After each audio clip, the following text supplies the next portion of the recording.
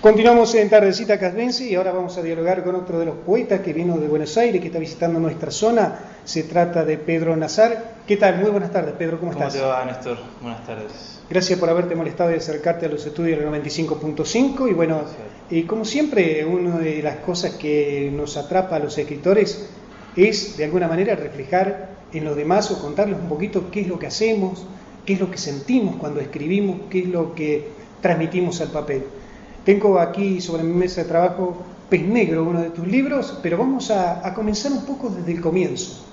¿Cómo surgió en vos esa vocación por la literatura? Comenzó con un verso de Atahualpa Yupanqui. Yo dormía con mi hermano ponía música de noche y a mí no me gustaba, y él escuchaba mucha poesía gaucha, y puso ese verso de Milonga de Payador Perseguido, que dice: con su permiso voy a adentrar, aunque no soy convidado, porque mi pago un asado no es de naides y es de todos. Yo voy a cantar a mi modo después que haya churrasqueado. Entonces, a partir de ese verso yo empecé a escribir poesía gaucha y después derivé. Pero ese fue el verso que me hizo empezar a escribir. El disparador, ¿no es cierto?, de esa... De pronto estabas descubriendo una vocación, la vocación por la literatura, ¿no? Por acercarte a los libros, por la pasión esa por transmitir en el papel algunas cosas que ibas sintiendo por dentro, ¿no?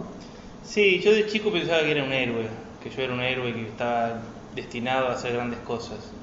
Entonces buscaba en la literatura esa heroicidad. Y en lo que escribía también. Siempre escribía cosas de personajes que terminaban asombrando a todo su entorno. Pues sí, la fantasía jugaba un rol importante en tu creatividad del comienzo de tu tarea literaria, ¿no? Totalmente, era solamente fantasía. Creo que los poetas todos somos un poco eso, ¿no? Soñadores.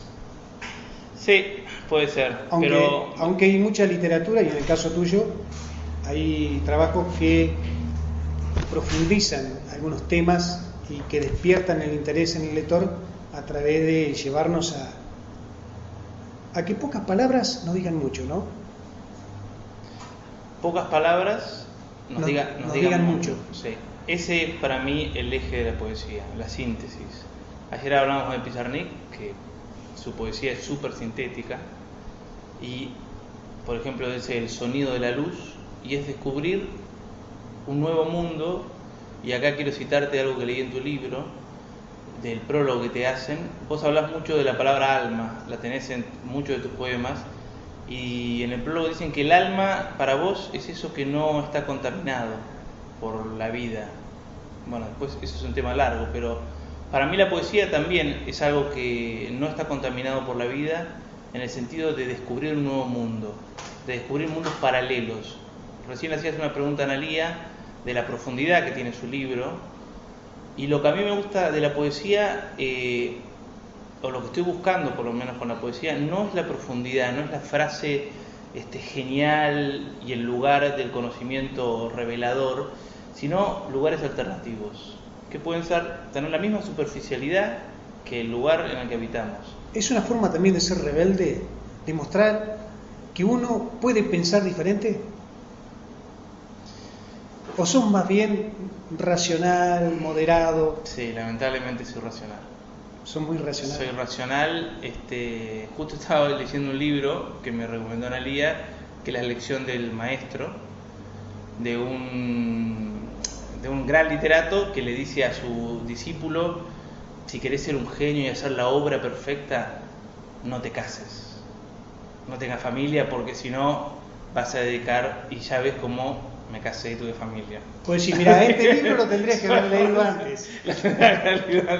No, igual lo hubiera tomado. Encontraste a la esposa antes que el libro. Hubiera tomado la misma decisión. Yo pues soy lamentablemente racional. A mi pesar, me gustaría ser más intuitivo. Y es decir, soy intuitivo, pero la razón dice, bueno, hasta acá. Te gobierna un poco sobre esos temas. ¿Y cómo hace uno para ser tan racional escribiendo poesía? Porque la poesía a veces vos decís, ¿qué quiso decir? Te quedás con ese misterio de que, y después la volvés a releer y ahí encontrás un sentido, ¿no? Sí, sobre todo yo corrijo mucho, pero cuando escribo no corrijo. Es decir, estoy escribiendo y no corrijo. Y ¿sabes lo que la necesidad de buscar un lugar en mi mundo para la poesía. Cuando era chico escribía porque me salía, porque me inspiraba. Ahora trato de justificarla a la poesía. Yo doy un taller de poesía en una cárcel, en la unidad 48 de José León Suárez, con chicos, alumnos que son internos, que cuando vos llegás dicen, ¿poesía? ¿Esto qué es? ¿Entendés? Son gente con unas historias de vida no sé, muy pesadas, pero sí marginales, no muy escuchados, muchos no tienen educación, están en una situación de encierro, aunque todos la estamos, pero de encierro material.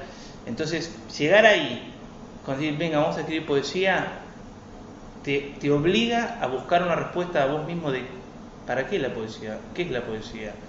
Por eso te decía lo de los mundos paralelos. Y logran, ya que estamos hablando de esta experiencia como docente, los chicos van logrando de a poco penetrar en ese mundo, en su propio subconsciente, en su propia mente, para después reflejar en la literatura algunas cosas que van descubriéndose a sí mismos. Sí, ni hablar. Igual es una técnica, creo que la poesía también es una técnica, ¿no? Si aprendes la técnica, puedes utilizarla mejor o peor, pero muchos son chicos que no terminaron la escuela, no necesitan saber palabras grandilocuentes ni difíciles. La técnica es buscar una relación nueva entre las palabras. Pero además de esto también lo lleva seguramente a querer leer, a indagar, a preguntarse, ¿no? Para nada.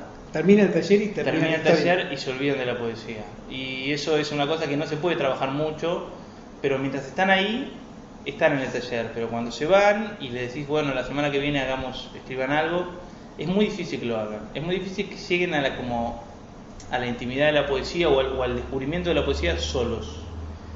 Tienen que tener siempre alguien que los vaya orientando. Por lo menos esa es mi experiencia. Vaya trabajando con ellos. Sí. Sobre todo el espacio del taller.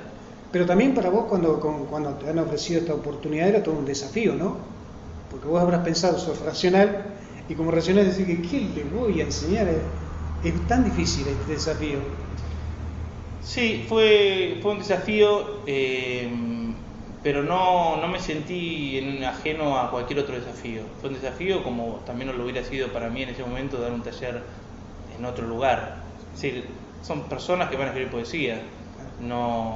El hecho que sea en un contexto de encierro no hace que estemos hablando de las condenas, de nuestras condenas. Es un taller de poesía y en esas 2 horas o 3 que dura el taller se habla de poesía y se trabaja sobre poesía.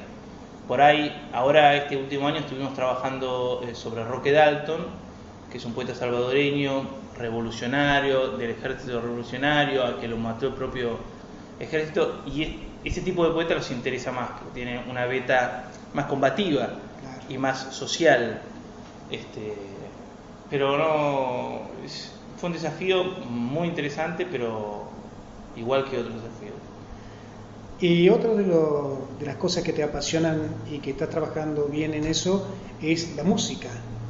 Porque ayer escuchaba justamente la radio donde te estaban entrevistando mis colegas y habías traído una guitarra y estabas compartiendo tus trabajos musicales en un homenaje a Alejandra Pizarnik que tenés publicado también en internet, que yo pude escuchar mediante la web.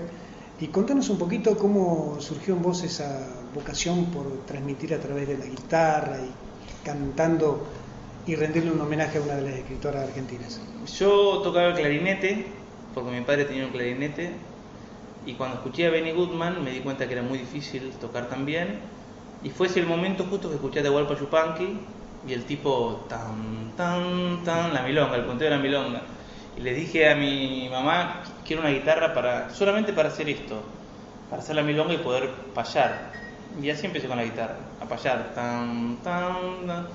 Después salí de la secundaria y ya empecé a tener otro tipo de conflictos más urbanos y me fui un poco para el rock o para el cantautor y empecé a trabajar con la guitarra en otros estilos y cantaba, me gustaba cantar y hacía canciones con mis poemas y grabé un disco y después vino esta idea de Pizarnik.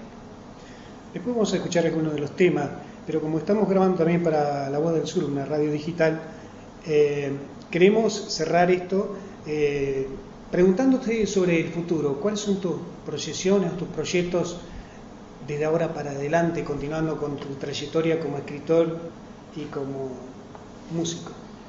Bueno, ganar premios. No, mentira. Ganar premios no. No, pues ya acabamos perdiendo la racionalidad. No sabía si se iban a quedar. No, mi proyecto es seguir haciendo lo que hago. Tengo 2 libros, estoy preparando 2 libros de poemas. Es decir, tengo demasiados proyectos y me veo como un poco mutilado en mi capacidad de hacerlos todos. Me gusta escribir narrativa también, como vos. Tengo un libro de cuentos bastante terminado y tengo un par de ideas para novelas, una avanzada. Me gustaría concretarlas, pero se me agrupan todas y no puedo ordenarme. También estos años que con Analía tuvimos 2 hijas, que fueron 2 años increíbles, pero también para ella y para mí, muy abruptos, y todo era muy nuevo y nos costaba un poco resolvernos en nuestros espacios. Entonces, este año espero que podamos seguir escribiendo y ojalá Ana pueda conseguir a alguien que le edite el libro Árbol Cantar de Gesta y salir a tocar mucho y hacer nuevas amistades, nuevos contactos, leer nuevos poetas y tratar de publicar.